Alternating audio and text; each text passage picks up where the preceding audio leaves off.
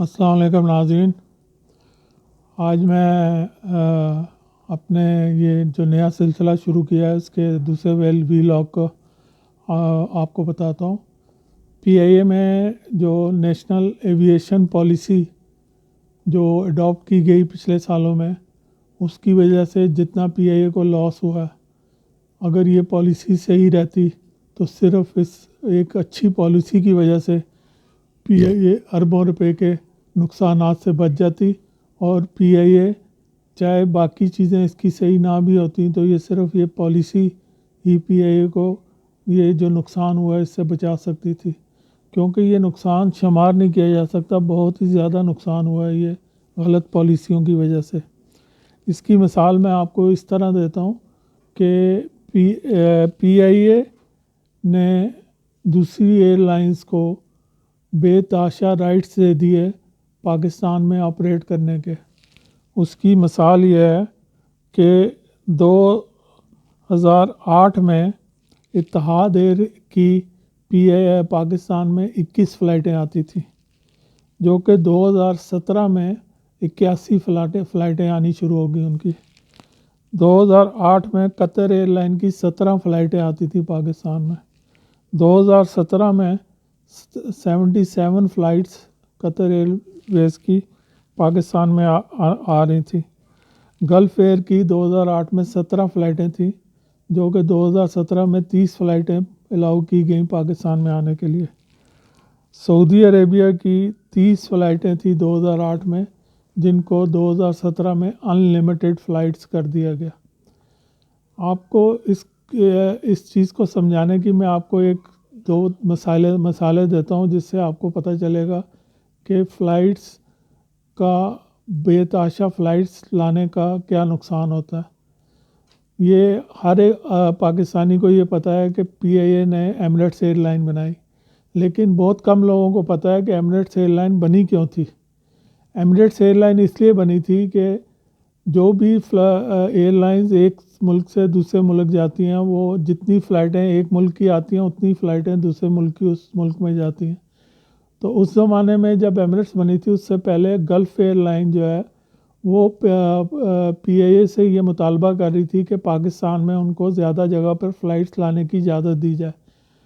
پی آئی اے کو چونکہ اس سے نقصان ہوتا تھا، اس لیے پی آئی اے نے گلف ایئر کی بات نہیں مانی اور ایمریٹس ایئر لائن سے کہا کہ یو اے ای سے کہا کہ آپ ایمریٹس ایئر لائن بنائیں، ہم اس کو سپورٹ کریں گے.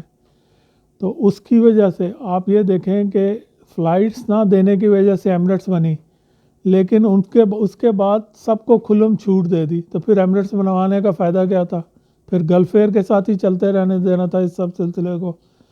اسی طرح میں آپ کو ایک اور مثال دیتا ہوں کہ کوریا میں ہمارا ایک مینیجر ہوا کرتے تھے 1990 وغیرہ میں. وہ 6 سال کوریا میں پوسٹڈ ہے. انہوں نے گورنمنٹ کے لیول پہ اور ہر طریقے سے کوشش کی کہ کوریا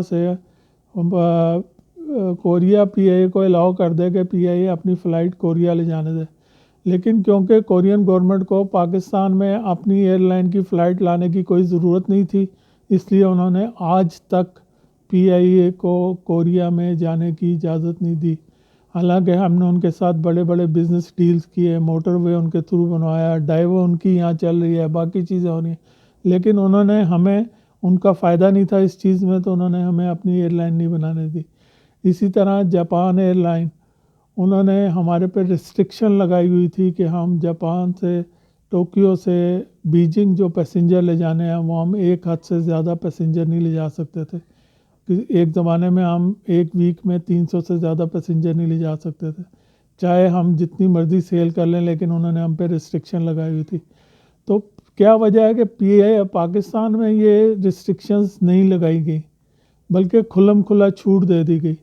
اور اس کھلم کھلا چھوٹ دینے کی وجہ سے اگر ان دوسری ایئر لائنوں کو ریسٹرکٹ کیا جاتا تو پھر لوگ پی آئی اے سے ٹریول کرتے، پی آئی اے نئے جہاز خریدتی، پی آئی اے کی بزنس گرو کرتی، پی آئی اے میں کا ریونیو بڑھتا، پی آئی اے میں امپلائمنٹ سب زیادہ آتی. یہ سارے فائدے تب ہوتے جب ہم یہ اپنی ایویشن پالیسی صحیح رکھتے.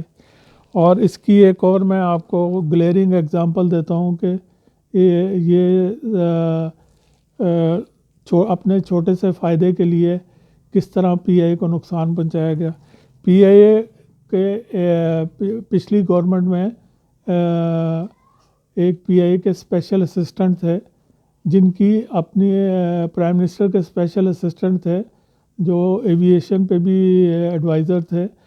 انہوں نے ان کی اپنی ایک گراؤنڈ ہینڈلنگ ایجنسی تھی جس کا نام رائل ایئرپورٹ سروسز تھا. انہوں نے رائل ایئرپورٹ سروسز کو بزنس لے کے دینے کے لیے اتحاد، قطر اور گلف ایئر اور سعودی ایئر لائن کو، یہ جو میں نے آپ کو پہلے ذکر کیا تھا کہ بے تحاشا فلائٹیں لانے کی اجازت دی، صرف اس وجہ سے کہ انہوں نے ان کو یہاں پر اپنی رائل ایئرپورٹ سروسز کو اپنی ہینڈلنگ کرنے کی اجازت دی تھی. تو اس سے یہ پتہ چلتا ہے کہ اس کانفلکٹ آف انٹرسٹ ہے. اپنے چھوٹے سے فائدے کے لیے پی آئی اے کو اربوں روپے کا نقصان پہنچایا.